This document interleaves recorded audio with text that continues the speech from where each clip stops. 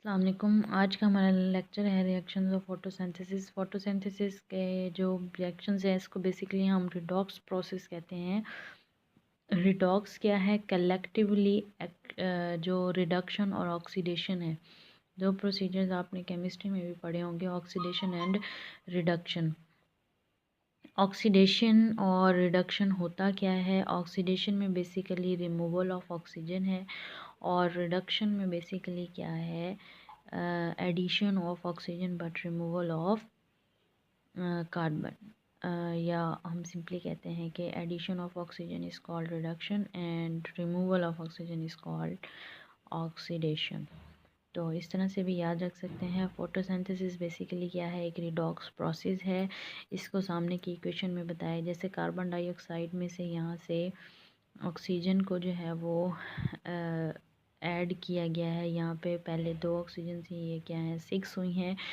इसी तरह वाटर में अगर आप देखें तो पहले क्या है, ऑक्सीजन हाइड्रोजन के साथ ही यहाँ से हाइड्रोजन को क्या है रिमूव किया गया और ऑक्सीजन जो है वो यहाँ पर ये हाइड्रोजन जो है वो यहाँ पर ऐड की गई और वाटर जो है यहाँ से अलग हुआ।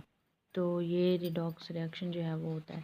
ये जो प्रोसेस आपके सामने है कि 6 कार्बन डाइऑक्साइड के मॉलिक्यूल हैं, 12 वाटर के मॉलिक्यूल हैं और लाइट एनर्जी है, ये कन्वर्ट हो जाएगा ग्लूकोज में, ऑक्सीजन और वाटर में। तो ये सिंपल प्रोसेस नहीं है, ऐसा नहीं होता कि ये बस एक ही स्टेप में हो जाए। इसमें डिफरेंट स्टेप्स इन्वॉल्व होते हैं।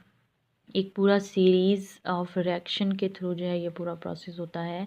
इसमें 2 प्रोसीजर या 2 स्टेप्स इन्वॉल्व हैं। पहला स्टेप लाइट डिपेंडेंट रिएक्शन होते हैं, ये जिनको हम लाइट रिएक्शंस कहते हैं, जो कि बेसिकली क्या करते हैं, लाइट को यूज़ करते हैं।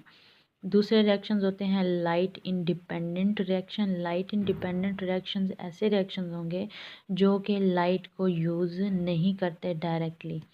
लाइट डिपेंडेंट रिएक्शंस कौन से होंगे, किस तरह से, कि हमारे पास फोटोसिंथेसिस का जो पहला स्टेप है ये क्या करेंगे, लाइट एनर्जी को यहाँ से एब्जॉर्ब कर लेंगे। लाइट एनर्जी को एब्जॉर्ब कौन करेगा? हमें पता है कि लाइट एब्जॉर्ब किसके थ्रू होती है? क्लोरोफिल से। क्लोरोफिल किस में मौजूद होता है? लीव्स में। तो लीव्स के अंदर जो क्लोरोफिल है वो क्या करेगा, एब्जॉर्ब कर लेगा लाइट को, और साथ में जो दूसरे फोटोसिंथेटिक पिगमेंट्स हैं वो भी हेल्प आउट कर रहे होते हैं क्लोरोफिल को कि लाइट को एब्जॉर्ब कर ले। तो वो जो लाइट एब्जॉर्ब की उसको किस में कन्वर्ट किया जाता है? केमिकल एनर्जी में। ये बातें हम पिछले लेक्चर में भी पढ़ चुके हैं। ये जो केमिकल एनर्जी में कन्वर्ट हुआ है लाइट एनर्जी, अब इस केमिकल एनर्जी को फिर से कन्वर्ट करवाना है हमने किस में? NADPH2 में और ATP में। तो ये किस तरह से कन्वर्ट होगी? जब हम रिड्यूसिंग पावर मतलब कि रिडॉक्स रिएक्शन को यूज़ करेंगे तो फिर ये कन्वर्ट हो सकती है किसमें? NADPH2 और ATP में। तो ये जब दोनों बन जाएंगी तो अब NADPH2 इट मीन्स कि इसके पास क्या है? इलेक्ट्रॉन्स मौजूद हैं। अब ये इलेक्ट्रॉन कैरियर जो है एटीपी क्या है? एनर्जी है, और NADPH2 क्या है? इलेक्ट्रॉन कैरियर है, मींस के इसके पास इलेक्ट्रॉन्स मौजूद हैं। ये क्या करेंगे?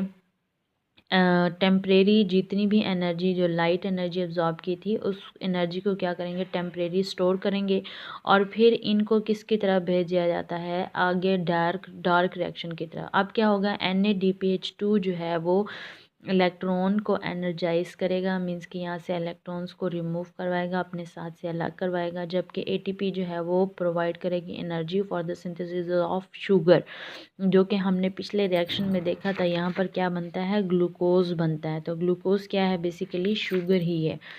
तो शुगर बनाने के लिए ATP क्या कर रहा है? एनर्जी प्रोवाइड कर रहा है। और किस तरह से? जब कार्बन डाइऑक्साइड को रिड्यूस करवा रहे हैं। यहाँ पर अगर आप देखें तो हमारे पास कार्बन डाइऑक्साइड क्या है? रिड्यूस हुई और क्या बना? ग्लूकोज बना। रिडक्शन का प्रोसीजर हुआ। ठीक है, इसके बाद अब क्या होगा हमारे पास कि अब ये कार्बन डाइऑक्साइड रिड्यूस कैसे होगी?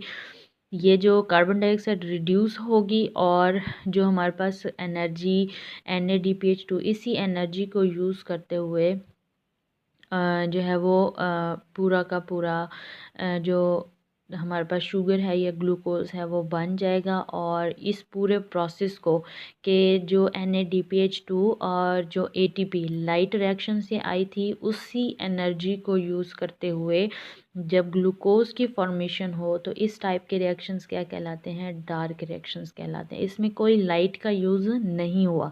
लाइट डिपेंडेंट रिएक्शन जो थे या जो लाइट रिएक्शन थे उसमें क्या हुआ था, लाइट आई थी, लाइट को एब्जॉर्ब किया था और उस लाइट की एनर्जी को कन्वर्ट करवाया था किसमें, NADPH2 में और ATP में। लेकिन डार्क रिएक्शन में क्या हुआ, इसी जो लाइट रिएक्शन से NADPH2 और ATP आए, इन दोनों को कन्वर्ट करवा दिया किसमें, ग्लूकोज में, शुगर में, जो कि क्या करते हैं, आगे एनर्जी प्रोवाइड करते हैं या जितनी भी बॉडी एक्टिविटीज़ होती हैं प्लांट की उसको कंटिन्यू करने में मदद करते हैं। तो इट मीन्स यहाँ पर कोई लाइट यूज़ नहीं हुई है, इस वजह से हम इनको क्या कहते हैं, डार्क रिएक्शंस कहते हैं। ये जो डार्क रिएक्शन है ये दिन में भी हो सकता है, रात में भी, विदाउट एनर्जी। इसको लाइट की कोई ज़रूरत नहीं है। ये जस्ट NADPH2 और ATP यूज़ करता है, जो कि किसकी तरफ से आती है, हमारे पास लाइट डिपेंडेंट रिएक्शन से। यहाँ पर इस डायग्राम में अगर आप देखें तो लाइट क्या है आएगी और वाटर जो है वो, तो ये किसके पास आ जाएंगे, फोटो सिस्टम 2 के पास। फिर यहाँ पर NADPH2 और ATP बना, तो NADPH2 क्या है, इलेक्ट्रॉन कैरियर है। ये इलेक्ट्रॉन किसके पास आ जाएंगे, इलेक्ट्रॉन ट्रांसपोर्ट चेन में। यहाँ से फिर फोटो सिस्टम 1 और लाइट रिएक्शन, इससे क्या प्रोड्यूस हो गया, ATP और NADPH पे ये दोनों चीज़ें आप किस में चली जाएंगी, अगले साइकिल में रुबिस्को बिस्फॉस्फेट बनेगा। यहाँ पे केल्विन साइकिल होगा जिसमें कार्बन डाइऑक्साइड के थ्रू क्या बनवाया जाएगा, ग्लाइसिरेट।